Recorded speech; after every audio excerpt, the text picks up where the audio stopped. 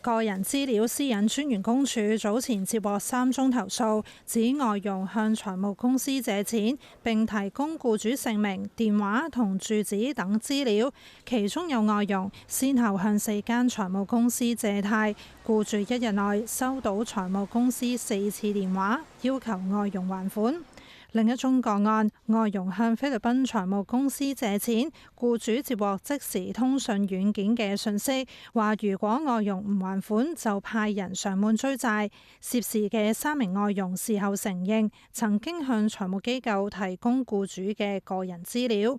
個人資料私隱專員公署向佢哋發警告信。外傭呢，就係已經係將嗰個資料俾咗財務公司嘅，就算我哋係發執行通知呢，其實都好難話將成件事呢係去還原翻當初咩事都冇發生嘅情況。咁而相關嘅外傭呢，其後亦都係俾僱主係辭退咗嘅，咁亦都離開咗香港嘅。咁所以3宗個案呢，我哋都係發警告信嘅。鍾麗玲話：公署今年上半年收到21宗相關查詢同埋投訴，數字呈上升趨勢。佢預期隨住政府加強規管持牌放債人，下半年相關查詢同埋投訴會減少。政府亦都加強規管咗係持牌嘅放債人，特別係呢係政府呢就係限制咗持牌放債人呢係要求呢個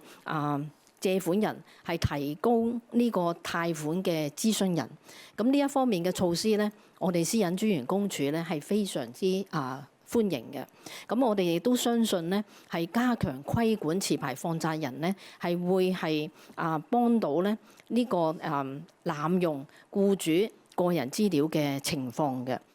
佢又提醒外傭使用僱主嘅資料時，要先取得同意。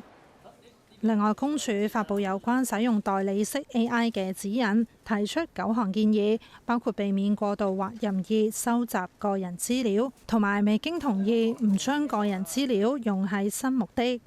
香港電台記者林家平報道。